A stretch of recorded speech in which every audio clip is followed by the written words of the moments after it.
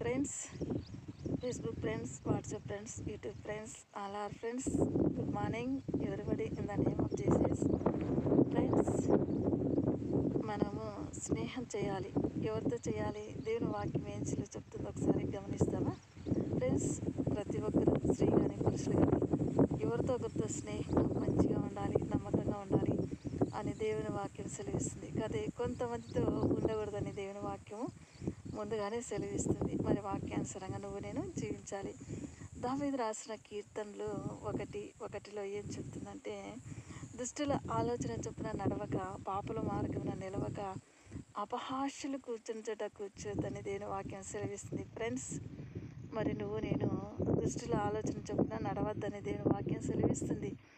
దుష్టులు వాళ్ళు ఎప్పుడు ఎవ్రీ టైము ఆ చెడు స్వభావంతో ఆలోచన చేస్తున్న వాళ్ళతో నేను స్నేహం చేయొద్దని దేవుని వాక్యం సెలవిస్తుంది. మరి పాపల మార్గంలో నిలవద్దు, పాపం చేసే వాళ్ళ దగ్గర నిలబడద్దు అని దేవుని వాక్యం నన్ను సెలవిస్తుంది. అపహాస్యులు కూర్చున్న చేట కూర్చోదని నన్ను దేవుని వాక్యం సెలవిస్తుంది. ఫ్రెండ్స్, ఎందుకు ఈ మాటలు దేవుడు చెప్తున్నాడంటే, దుష్టుల ఆలోచన చెప్పులు నడవకంటే వాళ్ళు ఎప్పుడు కూడా చెడు ఆలోచిస్తూ ఉంటారు.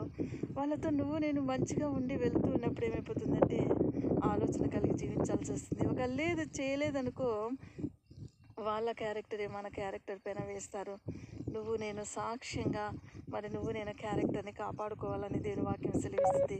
కాబట్టి అలాంటి వాళ్ళ దగ్గర మనము స్నేహము చేయకూడదు. మరి రెండోది, పాపుల మార్గంలో నిలవక, పాపం చేసేవాళ్ళు ఎక్కడ పడితే అక్కడ పాపం చేస్తూ ఉంటారు. ఇప్పుడు అలాంటి వాళ్ళ దగ్గర మనం నిలబడినా కూడా మనల్ని కూడా నన్ను కూడా వీళ్ళు కూడా పాపం చేస్తారేమో అని అలాంటి ముద్ర వేస్తారు.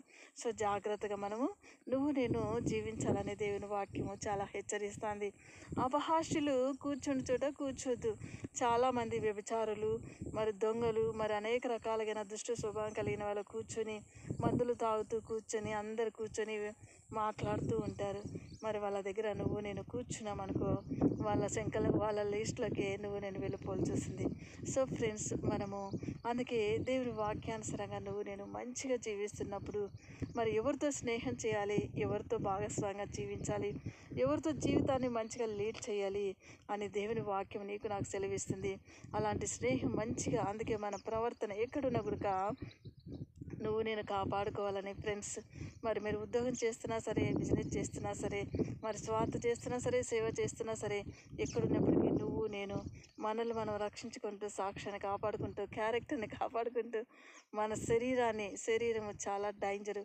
ఈ శరీరాన్ని నేను ఎంత మంచిగా చూసుకొని పాపం చేయకుండా ఎంత మంచిగా కాపాడుకుంటామో అంత మంచిగా మనల్ని ఆరోగ్యంగా ఉంచుతూ, అంత మంచిగా ఆయుష్ని ఆరోగ్యాన్ని ఇస్తూ నడిపిస్తుంది. ఫ్రెండ్స్, మరి ఇలాగా మీరు జీవించాలని, మరి కాలేజీలో చదువుకుంటున్న ఫ్రెండ్స్, స్టూడెంట్స్ అయినా వాళ్ళు ఎవరైనా సరే మరి మంచి స్వభావంతో జీవించాలని, ఇలాంటి వారితో స్నేహం చేయకుండా నేను జాగ్రత్త పడుతూ జీవించాలని దేవుని వాక్యం నీకు మంచి ఒక గిఫ్ట్గా మరి ఈరోజు నాకు ఇచ్చాడు దేవుడు.